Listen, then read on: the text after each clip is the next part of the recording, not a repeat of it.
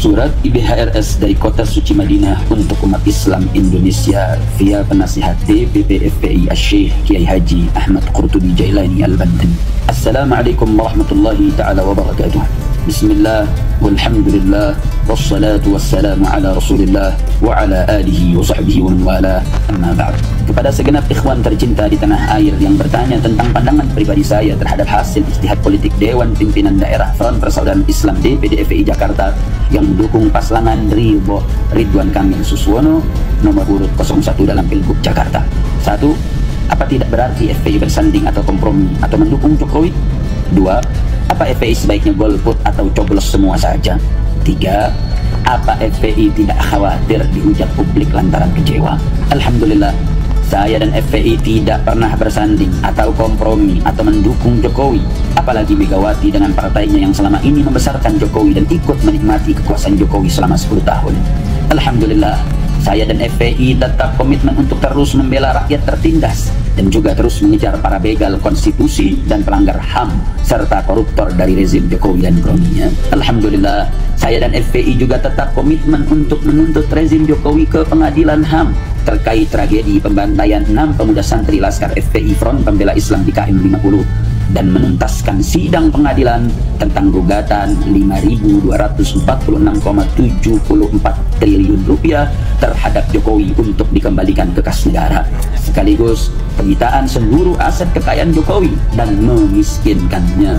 Alhamdulillah, saya dan FPI pun tetap komitmen untuk terus mendorong pemerintahan baru Prabowo agar lepas dan bersih dari segala bentuk tekanan oligarki busuk dan pengaruh jahat Jokowi maupun Megawati dan partainya beserta kroni-kroni mereka juga akan terus mendesak proses hukum terhadap Fafa. Soal sikap politik FPI dalam Pilkada serentak 2024 telah disepakati bersama dari pilar FPI, GNPF Ulama, Persada 212 untuk terikat dan tunduk mematuhi sepenuhnya maklumat dari pilar tentang Pilkada serentak 2024 yang intinya memberi arahan agar umat Islam memilih paslon terbaik sesuai syarat Islam.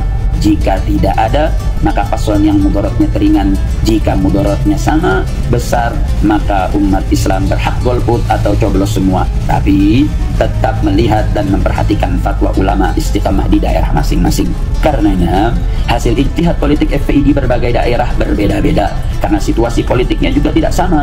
Ada yang mendapat pilihan terbaik dan ada juga yang mendapat pilihan teringan mudorotnya. Bahkan ada yang golput atau coblos semua.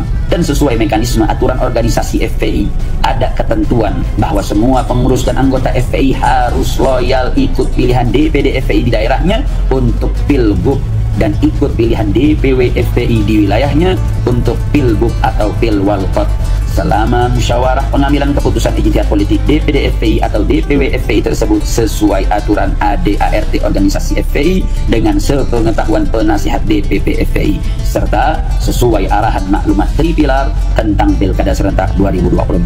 Karena itulah soal DPD FPI Jakarta yang memutuskan dukung pasangan Ridho nomor urut 01 dalam Pilgub Jakarta, menurut pandangan pribadi saya sudah sesuai dengan arahan maklumat Tripilar tentang Pilkada serentak 2024, sehingga wajib ditaati oleh seluruh pengurus dan anggota FPI di seluruh jajaran DPD, DPW, DPC, dan DPRA FPI se-Jakarta. Hasil ijtihad politik DPD FPI Jakarta tersebut sudah seyogyanya dihormati oleh saya dan segenap jajaran pengurus DPP FPI serta seluruh elemen bangsa dan negara Indonesia, karena itu merupakan hak politik yang dijamin serta dilindungi oleh konstitusi dan perundang-undangan. Setahu saya bahwa DPD FPI Jakarta mendukung paslon Ridho antara lain karena pertimbangan kaidah wujubul amal bi akhafid dararin, yakni wajib beramal dengan mudarat yang lebih ringan dan beberapa kaidah lainnya. Saya juga menilai bahwa langkah DPD FPI Jakarta tersebut bukan hanya sebagai bentuk dukungan, tapi juga merupakan benteng bagi paslon agar tidak dikondisikan oleh Jokowi dan oligarki. Jadi, saya memahami betul bahwa sikap DPD FPI Jakarta bukan karena ingin bersanding atau kompromi atau mendukung Jokowi sebagaimana dituduhkan dan difitnahkan, tapi sesungguhnya karena pertimbangan realita politik di Pilgub Jakarta yang sangat ruwet dan dilematis. Bagi DPD FPI Jakarta, memilih cagup non-muslim di Jakarta yang mayoritas muslim tentu tidak mungkin karena tidak sesuai dengan ideologi FPI. Dan bagi DPD FPI Jakarta, memilih paslon cagup dan cawagup yang keduanya merupakan kader tulen dari Partai Merah yang Islamofobia juga hal yang tidak mungkin selama masih ada pilihan lain yang lebih ringan mudaratnya. Di sini sikap DPD FPI Jakarta bukan karena faktor pribadi perorangan paslonnya, tapi murni karena faktor partai pengusung utamanya adalah partai politik yang tidak sejalan dengan ideologi FPI. Bahkan secara nyata dan jelas memiliki rekam jejak yang tidak bersahabat dengan perjuangan Islam, bahkan memusuhi syariat Islam, dan pimpinan partainya pernah menista rukun iman kepada hari akhir tanpa mengaku salah dan tidak pernah bertaubat terkait penistaan tersebut sampai saat ini. Sedang sikap golput atau coblos semua bagi DPD FPI Jakarta juga bukan solusi, karena justru akan menguntungkan partai merah yang terkenal dengan Islamofobianya tersebut. Apalagi konon katanya survei paslon di Jakarta belakangan ini sedang naik terus, sehingga patut untuk diwaspadai. Adapun pilihan paslon Ridho, walaupun paslon ini diusung oleh KIM bentukan pemerintah, bagi DPD FPI Jakarta bisa jadi solusi pilihan, karena faktanya di dalam KIM masih ada partai Islam dan partai berbasis Islam seperti PKS, PKB, dan PAN serta lainnya. Ditambah lagi paslon Ridho telah bersedia menandatangani akta integritas dengan DPD FPI Jakarta untuk kepentingan Islam dan umatnya. Sedang soal kasus penistaan Nabi Muhammad SAW yang menimpa Suswono sudah saya jawab melalui surat saya yang telah dibacakan oleh Ketum FPI Habib Muhammad bin Husain Al-Attas saat digelar reuni aksi 411 pada tanggal 4 November 2024 lalu, yang intinya bahwa Suswono telah mengaku khilaf tidak sengaja keseleo lidah tanpa niat atau maksud menista Nabi Muhammad SAW.